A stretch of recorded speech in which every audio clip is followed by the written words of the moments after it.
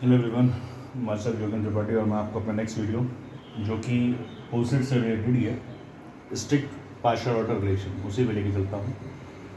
तो मोस्टली जो हमने पोसेट पढ़ा है उसमें हमने तीन चीज़ों के बारे में जाना था कि किसी भी रिलेशन को जो किसी से डे पे डिफाइन है उसको हम पोसेट तब बोलते हैं जब वो रिलेशन हमारा रिफ्लेक्सिव, एंटीसिमेट्रिक और ट्रांजिटिव होता है।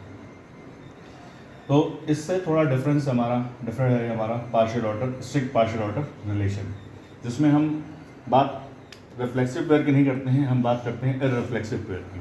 तो आइए देखते हैं कि कैसे हम किसी भी रिलेशन को पहचानेंगे कि वो हमारा स्ट्रिक्ट पार्शियल ऑर्डर रिलेशन है या क्या नहीं है। तो स्टार्ट करते हैं उसकी डेफिनेशन से कि किसी भी रिलेशन जो कि सेट ए पे डिफाइन है उसको हम स्ट्रिक्ट पोसेट तब बोलेंगे जब वो रिलेशन अपने आप में रिफ्लेक्सिव हो, एंटीसिमेट्री हो और ट्रांजिटिव हो।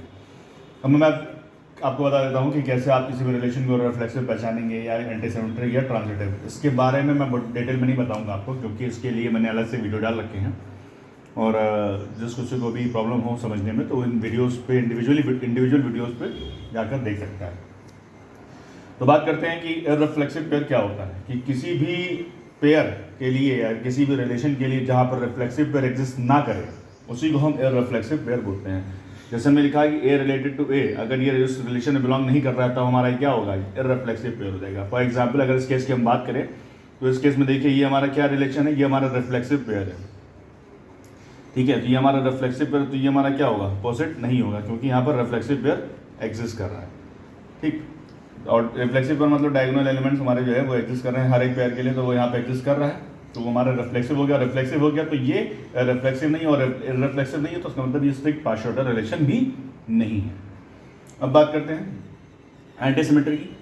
तो एंटीसिमेट्री मैंने आपको पहले भी बता रखा है कि हमारा जो एक ऑर्डर्ड पेयर है उसका रिवर्स ऑर्डर्ड पेयर एग्जिस्ट तब करेगा जब उस केस में दोनों वैल्यूज बराबर होंगी, यानी ये वैल्यूज। यानी अगर हम बात करें तो हम 1 1 के लिए, 2 2 के लिए और 3 3 के लिए, इन्हीं तीन पर्टिकुलर वैल्यूज़ के लिए अगर सेट ए में 1 2 3 डिफाइन है तो इन्हीं तीन वैल्यूज़ के लिए हम एंटीसिमेट्रिक एग्जिस्ट करेगा जब ये डायगोनल पर एग्जिस्ट करें ओनली तब। इसके अलावा कोई भी और वैल्यू होगी तो वो एंटीसिमेट्रिक एग्जिस्ट नहीं करेगा।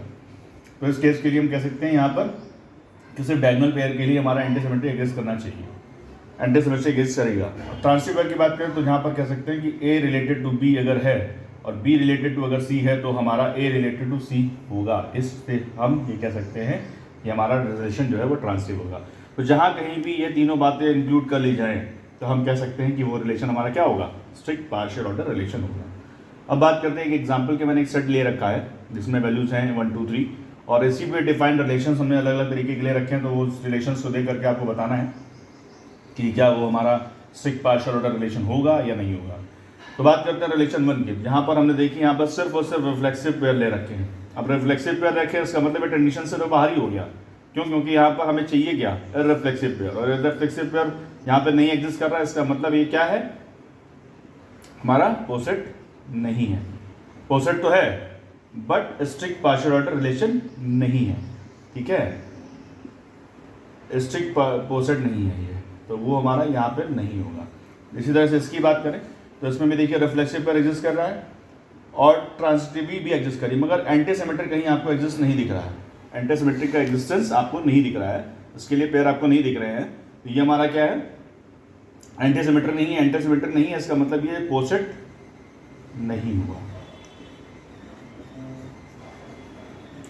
और पोसेट नहीं है तो भैया क्योंकि एंटीसिमेट्रिक एग्जिस्ट नहीं कर रहा है, इसका मतलब एंटीसिमेट्रिक दोनों में कॉमन होता है, तो यहाँ पर स्ट्रिक्ट पोसेट भी नहीं होगा।